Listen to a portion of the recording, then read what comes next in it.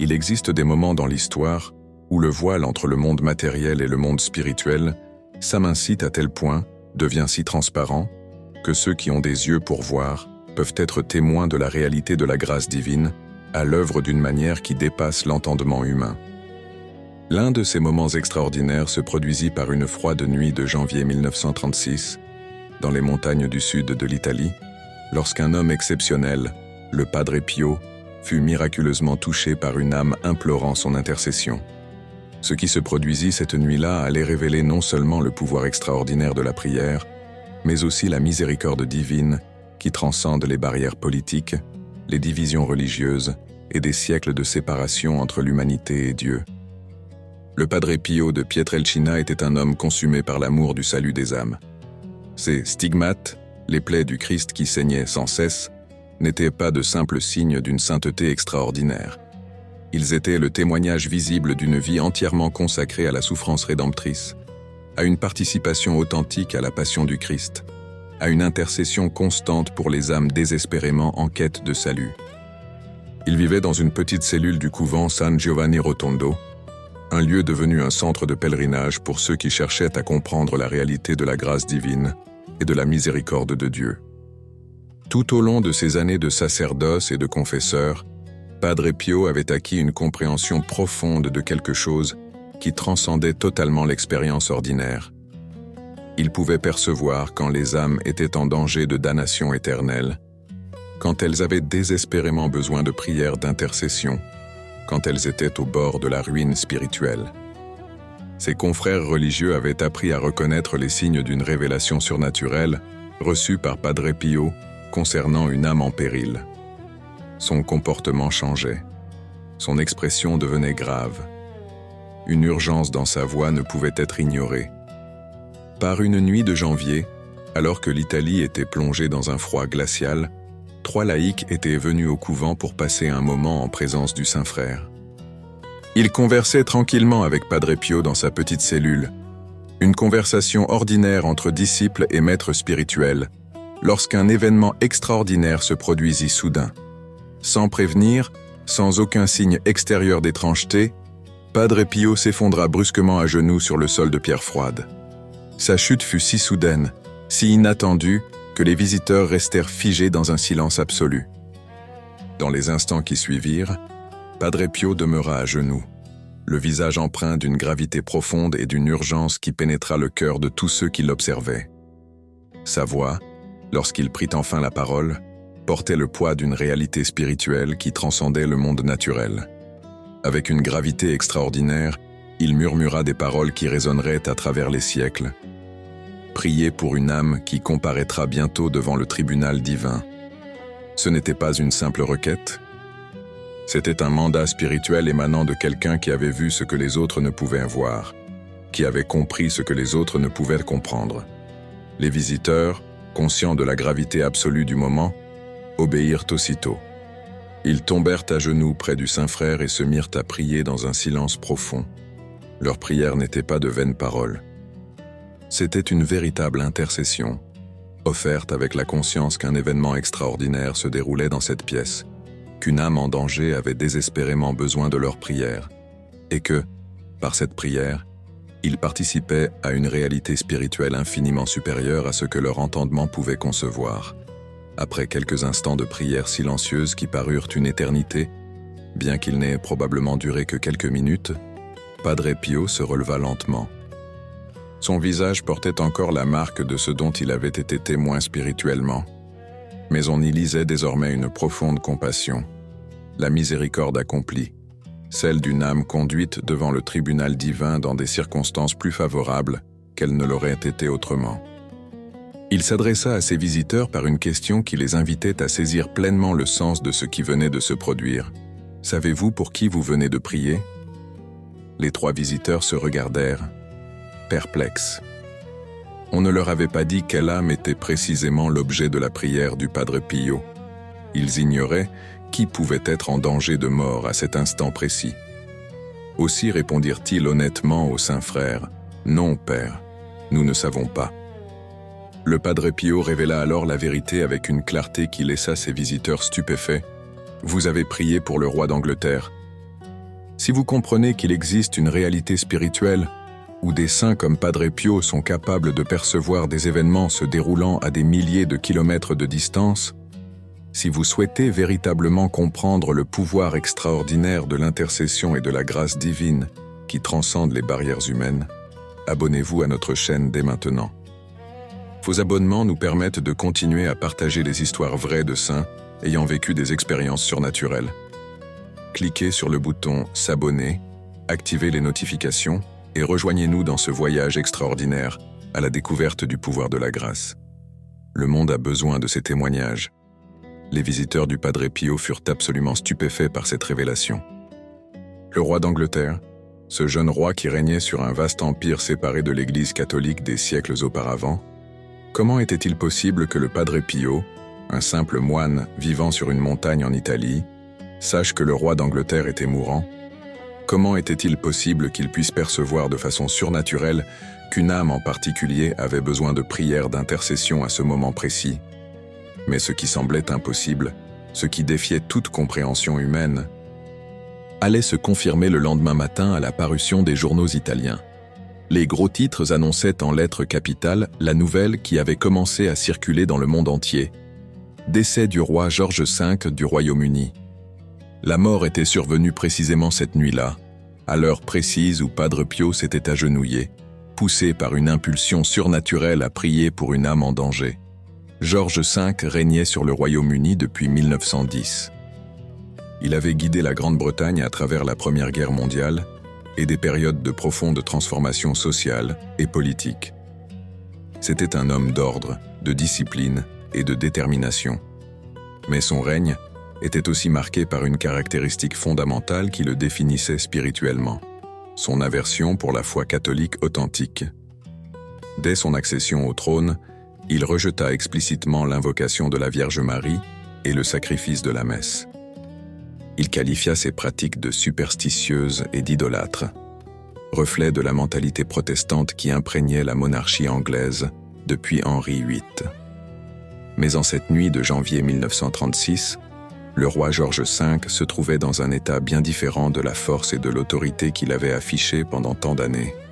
Son corps était usé par le temps, par le tabagisme incessant et par les pressions du pouvoir. Il était atteint d'emphysème, une maladie qui avait progressivement affaibli ses poumons, rendant la respiration constamment difficile. Son état s'était rapidement dégradé et la nuit fatidique approchait. Son médecin, conscient de la fin imminente et souhaitant apparemment abréger les souffrances du monarque, lui administra une dose mortelle de morphine mélangée à de la cocaïne. Cet acte allait susciter une controverse historique, meurtre par compassion ou euthanasie, selon le point de vue adopté. Mais d'un point de vue spirituel, il s'agissait d'un autre aspect de l'état désespéré dans lequel se trouvait l'âme de George V à l'instant ultime de sa vie. Alors que le roi agonisait, l'archevêque de Canterbury se tenait à son chevet, prononçant les dernières prières protestantes. Il prononça les paroles traditionnelles « Va, âme chrétienne ». Mais à cet instant précis, le roi fut saisi d'une compréhension profonde de sa véritable condition spirituelle. Dans une réaction reflétant la vérité de son âme déconnectée de Dieu, il se tourna vers son médecin, celui-là même qui avait précipité sa mort, et murmura ces derniers mots à la terre: « Que Dieu vous maudisse ». Après avoir prononcé ces ultimes paroles de rejet et de colère, le roi George V rendit l'âme. Sa vie terrestre s'achevait.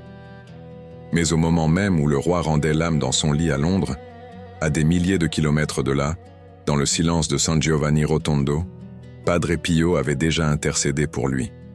L'homme qui avait porté les plaies du Christ avait offert sa propre prière, sa propre souffrance, son propre amour pour le salut des âmes, en faveur d'un homme qui avait rejeté la vraie foi toute sa vie. La prière avait été prononcée, l'intercession avait été exercée. La grâce avait été canalisée par le sacrifice de Padre Pio vers cette âme au bord de la damnation éternelle. Ce qui rend cet événement particulièrement remarquable, ce n'est pas seulement le fait que Padre Pio ait eu une connaissance surnaturelle de la mort du roi. C'est la réalité spirituelle plus profonde qu'il révèle, la miséricorde infinie de Dieu, son œuvre constante pour sauver les âmes, même celles de ceux qui l'ont rejeté toute leur vie et le fait qu'il ait placé des saints comme Padre Pio dans des positions où ils pouvaient être des canaux par lesquels la grâce divine pouvait se répandre vers ceux qui, autrement, seraient complètement perdus. Padre Pio disait souvent que des âmes du purgatoire lui rendaient une visite, lui demandant de prier pour elles et d'intercéder pour elles. Il croyait sincèrement que ceux qui avaient quitté cette vie restaient liés aux vivants par une communion invisible, que la prière offerte par les vivants pouvait véritablement influencer le destin éternel des défunts, et que par conséquent, il avait la responsabilité, non pas facultative mais absolument obligatoire, de prier pour toutes les âmes, quelles qu'elles soient, quel que soit leur rejet de la vérité, durant leur vie. Ce que Padre Pio comprenait profondément, c'est que la mort n'était pas la fin, qu'aucune âme n'était si perdue, si corrompue, si rebelle à Dieu, qu'elle fût hors de portée de la miséricorde divine. Que même au dernier moment, même lorsque la mort était imminente, Dieu offrait encore une ultime chance de se repentir, de revenir au bien, d'embrasser la possibilité du salut.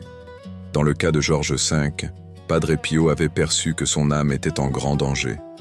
Il avait mené une vie de rejet de la vraie foi, qualifiant les pratiques catholiques de superstition et structurant son royaume tout entier contre les enseignements de l'Église catholique. Il avait éduqué ses héritiers dans une foi protestante qui avait complètement coupé la Grande-Bretagne du cœur de la vérité chrétienne. Mais à l'heure de sa mort, une possibilité subsistait, infime peut-être, mais bien réelle, que la grâce divine puisse l'atteindre.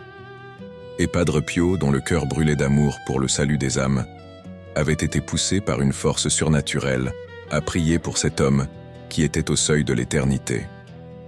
Il est important de comprendre le contexte historique complet pour apprécier pleinement la portée de l'action de Padre Pio.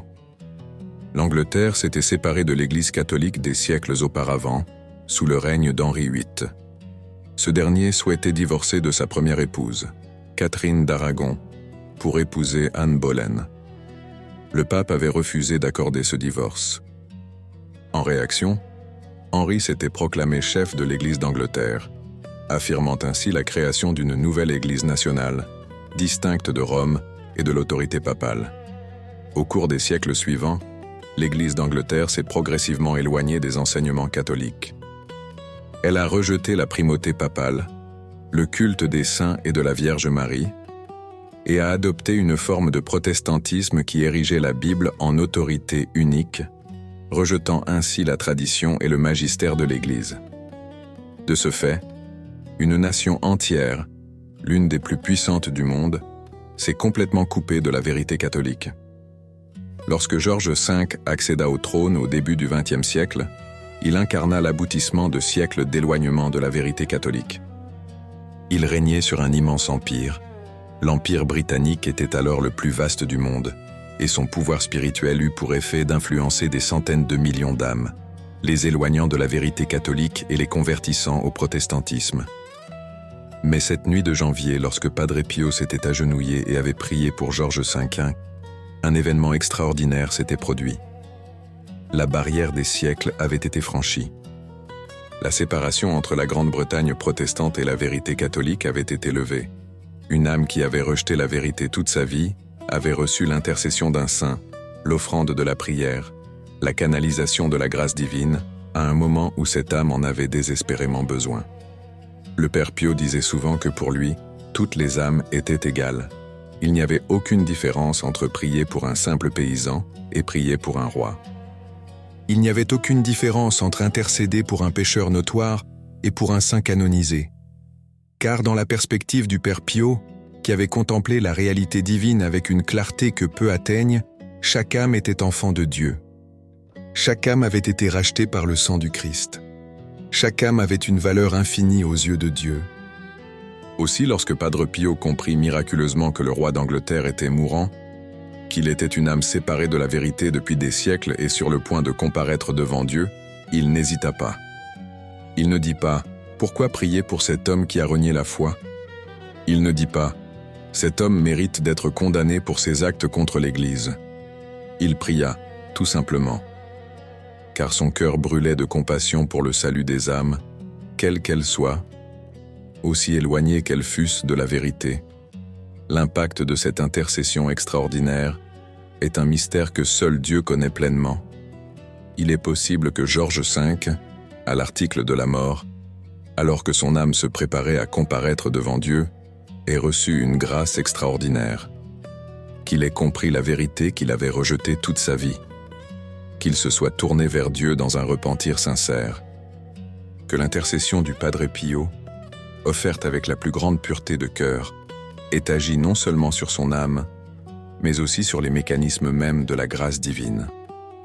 Ou bien il est possible que même si George V ne s'est pas repenti, même s'il est resté dans son rejet de Dieu jusqu'à la fin, la prière du Padre Pio ait eu un effet sur sa condamnation, la rendant peut-être moins sévère qu'elle ne l'aurait été autrement, ou lui offrant peut-être d'autres formes de salut après la mort par l'intermédiaire d'autres âmes qui continueraient à prier pour lui.